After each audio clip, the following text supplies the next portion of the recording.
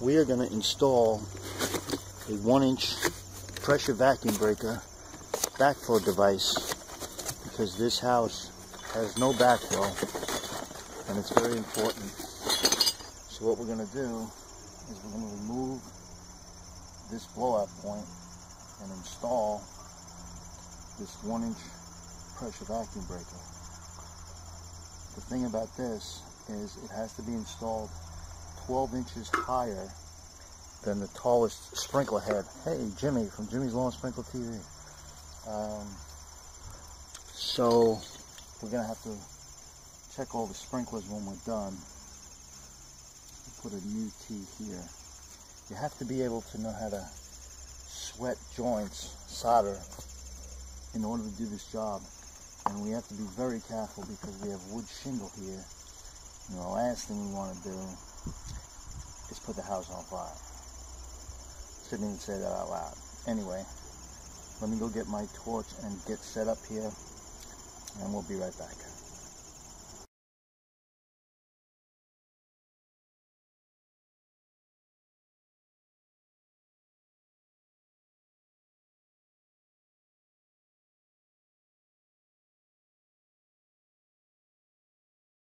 My small mini tubing cutter, and I'm going to cut this copper pipe.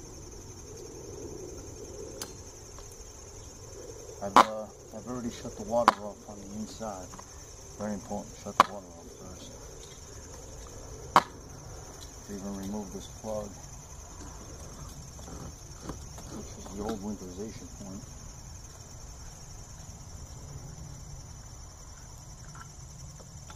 And as you can see, the water is off. So we're just going to cut this.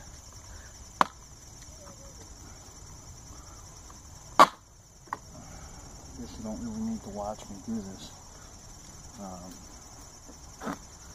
One of the things we're going to do is take a pair of vice grips and hold this pipe away from this house, because not burning this house is our #1 concern here.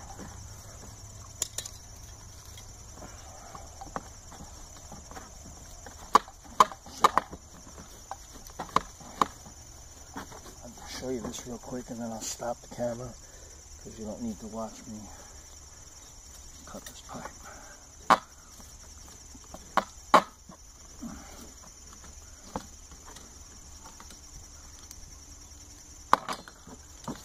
Okay, so that's cut. What we're going to do is we're going to take these vice grips .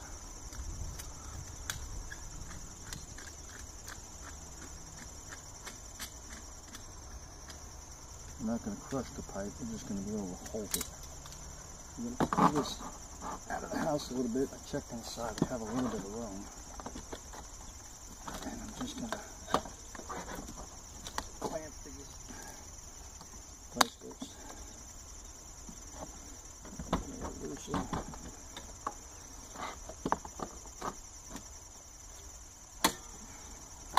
And that's going to hold that pipe away from the house a little bit for us.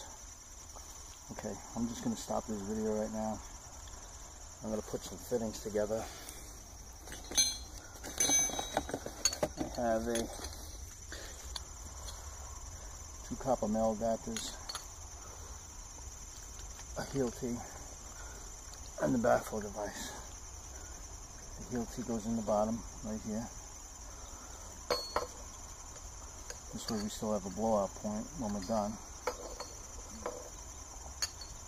The male adapter is going to go in the bottom of the device. Another male adapter in this side with a street elbow, sending me back down to the original pipe I had. Stand by, be right back. It's a little noisy, but I wanted to point out, this is fire. Always keep the flame away from this house. This house is our main concern. And the only way to get this pipe off is to unplug it. I'm going to cut the camera off because it's very noisy. Still got the old thing off.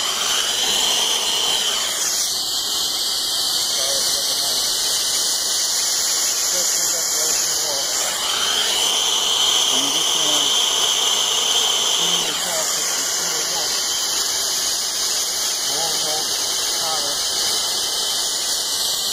out of the way. And then we clean this with open neck emery paper. And it's copper pipe. It's a precious metal. So it shines up like it's brand new. And we have to do this in order to solder back to it again. It's not really a training lesson in soldering. It's just a 1, 2, 3 on how to install a pressure vacuum breaker device. But you have to get the copper clean in order to be able to solder back onto it. We'll put our heel key back on here, which also has to get cleaned. You have to clean all the insides of all your fittings. The outsides are the ones that are street type fittings. And then we have to apply flux, soldering paste to these pipes in order to hold them, in order for the solder to take the fittings in the pipe. So clean the pipe, flux the pipe, clean the fitting, flux the fitting, and then we'll solder it back together. Stand by, we'll take care of that in a minute. Is when we put this device on here, let me turn this camera a little bit, we want it to face this way. And if we do that, these valves are going to be facing the house. So we're going to remove them, reinstall them so that they're facing the right way. A lot of people will not take the time to do this.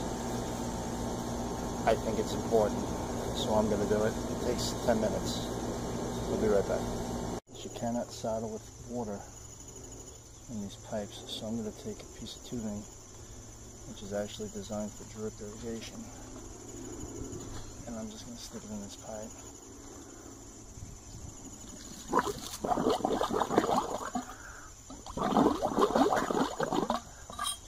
And get enough of that water out of there so that I can solder to it. Just a little tip of the day. You can see as I've gone ahead and I've soldered all of this, you didn't need to sit here and watch me solder pipes. If this is something you do not know how to do, then I certainly would not suggest you even attempt this job, especially being so close to the house. Let me take this camera off here. Yes, Jimmy's Lawn Sprinkler TV finally got a tripod.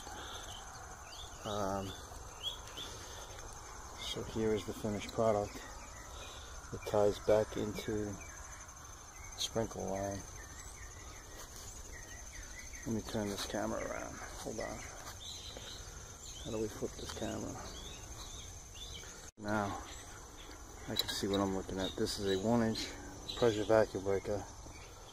And it ties back into the house, into the sprinkler system.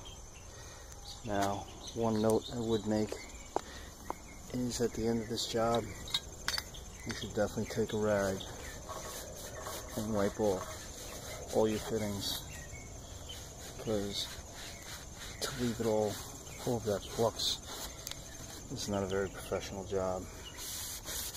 And speaking of professional, if you're watching this video just to see what's entailed, it's a rather big job. It's worth the price you've been quoted. And if you shop price, I have to tell you, in my opinion, that could be a big mistake, because this job absolutely requires a professional, unless you're a very talented do-it-yourself homeowner. Again, this device has to be 12 inches taller than the highest sprinkler head. And we have a few sprinkler heads. Where are we? We are 1, 2, 3. We're at the 4th shingle on the house. We have some sprinklers in the front that are pretty tall. We're going to have to go move them. So we're going to go turn the water back on, make sure we got no leaks here, and we'll be back.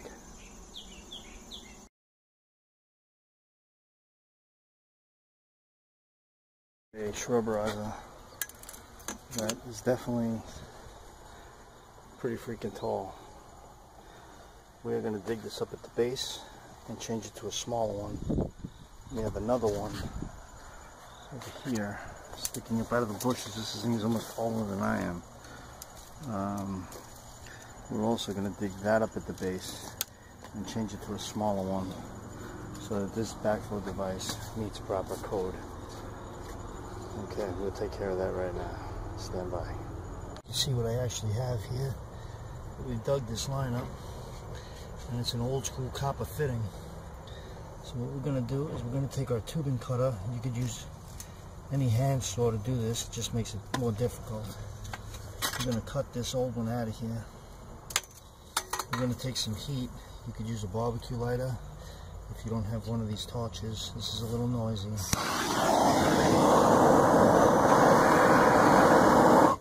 It just makes it easier to get these new fittings in these old pipes.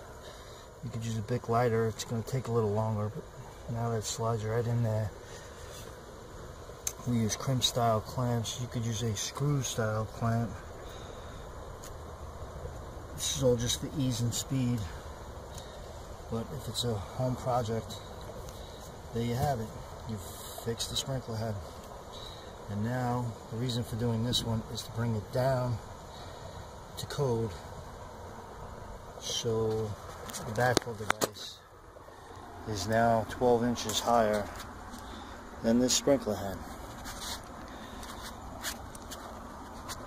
This is Jimmy, to Jimmy's Lawn Sprinklers TV, Jimmy's Lawn Sprinkler TV, saying thanks for watching. We're going to go lower this other head. You don't need to see this, do that. And we'll get you in the next video. Keep watching. Thank you.